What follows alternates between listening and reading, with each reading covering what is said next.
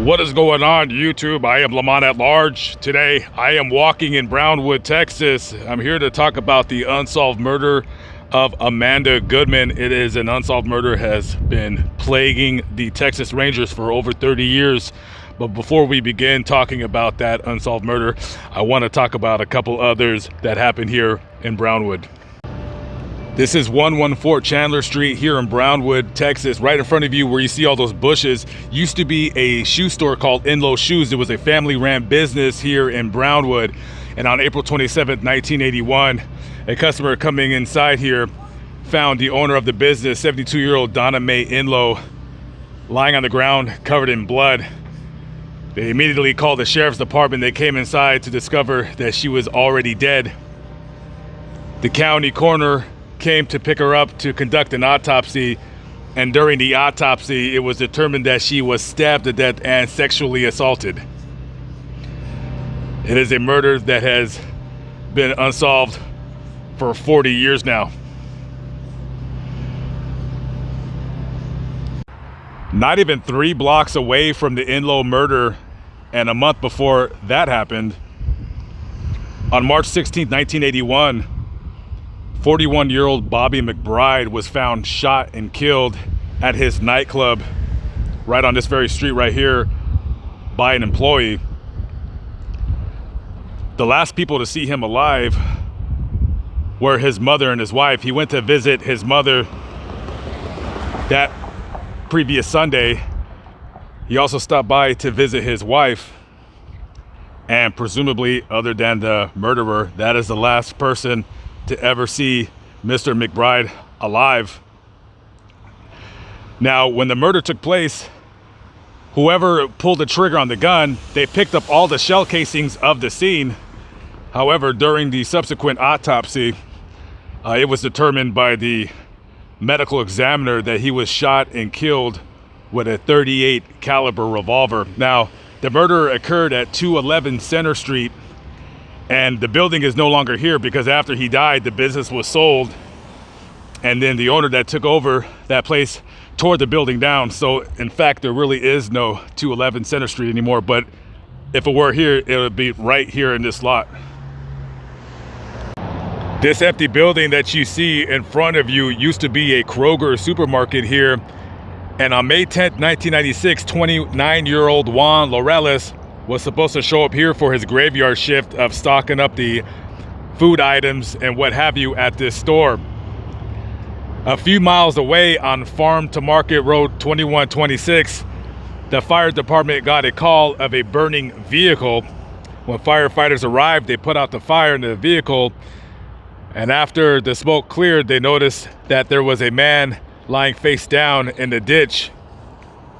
When they got closer, they realized that he was already dead, a bullet wound to the back of his head. They then called the sheriff's department, and they arrived to pick up the body. They later, unfortunately, identified him as Juan Flores. Now, I want to talk really quickly about this case because it does have some unusual components other than it just being an unsolved murder. More than likely, this appears to be a hate crime as the detectives working this case look at it, because it was widely known that Juan Flores was gay. He wasn't flamboyant about it. He wasn't going around advertise it, but you know, everybody around town pretty much knew that he was gay. The murder remains unsolved. However, people around in this city pretty much know who did it now. I will not name the person that everybody feels who did it because the person is no longer alive to defend their name. They died of a drug overdose. The police department has a pretty good idea that this guy might have done it, but there's no definitive proof, which is why he will remain nameless. But just by dumb luck, I ran into somebody here in town who knew a little bit about the case, and pretty much that's what he told me, is that there is a general consensus that this murder was actually caused by one individual, and just one of those unsolved murders that technically it's unsolved, but people feel they know who did it. The final unsolved murder that I want to talk about is that of 13-year-old Amanda Goodman. She was last seen leaving her school, which is right in front of you. This is Brownwood Middle School. So on May 16th, 1989, she was seen leaving school by some of the teachers, some of her friends, and that was the last time she was ever seen. It was a very stormy day that day, and a passerby driving down Indian Creek Road, which is about 10 miles south of here, was driving by and found the body of what looked like to be a girl lying in the shoulder of the road. When the police were called, they went to the scene and discovered Amanda shot once in the side of the head. The bullet entered right below her left ear and exited right behind her right ear. They don't know the caliber of the weapon used. It was either a 38 cal or a 45 cal. There was no shell casing left at the scene. There was no forensic evidence really that they could get because that day it was storming. So whatever evidence possibly that would have been left at the scene was washed away. Now, this case being very odd, to say the least, it doesn't happen every day in a small town where a child is found dead.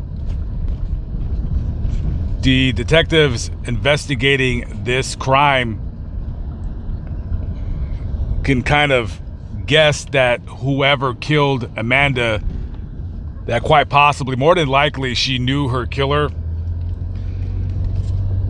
It would appear that she got shot from behind as she was exiting the vehicle. Maybe he pulled over to the side of the road, told her to get out, and as she was getting out, he shot her. They have a idea of who possibly killed her. However, the person was given a polygraph test, and he passed it. Even though he passed the polygraph test, sometimes people can lie through their teeth and still pass it. And I believe the investigating officer in that case who gave the guy the polygraph test, or who was out there at the time administering the polygraph test, still feels that the guy is the one responsible for killing Amanda Goodman. And I'm not going to say his name, but he is somewhat of a prominent member of this area, and I do not have proof that he killed her, so what good is that in saying his name? So we're gonna go to the cemetery where Amanda is buried, which is about 3 miles up the road from where her school was. And this is our final destination, Greenleaf Cemetery here in Brownwood, Texas. And this is the grave of Donna Mae Inlo. This is the lady that was killed at the shoe store in town, August 29, 1908 to April 27th, 1981, 72 years of age at the time of her murder. And this is her husband, Wiley Inlo. He died in September 16th, 1965. I was looking up online. There was a man that was arrested and charged 10 years later for her rape and murder. However, I'm not really good at understanding legalese, but if you look online, it looks like even though he was arrested and charged with this murder, it appears that they just had insufficient evidence. Maybe the DNA evidence was no good any longer. Maybe they didn't find a DNA match to his at the crime scene. So technically, even though this murder is still unsolved, I mean, there is that guy's name. I believe his last name might have been Flores. Just a horrible crime, to say the least. And maybe you out there know something, or you could add something to the case to help solve this unsolved murder. Coincidentally enough, the last person whose grave we're going to show, Amanda Goodman, she's buried in the same section. She's just a little bit down here. And I want to say something before we get to her grave about this case. Now, when her body was found, she was positioned in a way where detectives and analysts who read up about crimes such as this, it was almost like she was posed in a way where the person who killed her cared about her, meaning that in all likelihood, being that there's no sign of a struggle, whosever car she got into, they feel that she knew this person and was comfortable enough with receiving a ride from this person. And the autopsy says something very unusual about this case. It said that, quote, the victim was not sexually assaulted that day. You can take that and translate it into whatever you wanted to say. I don't know what happened. You can guess what happened here. Did she see something that she wasn't supposed to see? Was somebody messing with her and she was going to tell the authorities and they wanted to silence her?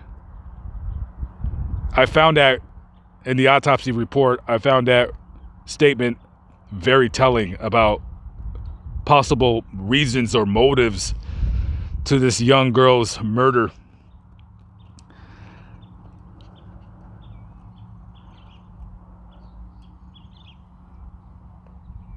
I don't know if the murderer is alive or not, but I hope that every day that he wakes up, he looks at his door and he thinks in the back of his mind, they can come at any moment. Sadly, Amanda's mother died, never knowing who killed her daughter, and the family relocated out of Brownwood, and I don't see her mother's grave anywhere nearby. I don't see any other family members that I know of or that I see their last name. So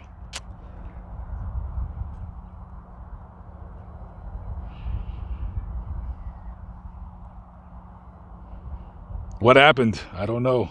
I sometimes wish I had the power to speak to the dead, but I don't possess such unworldly power.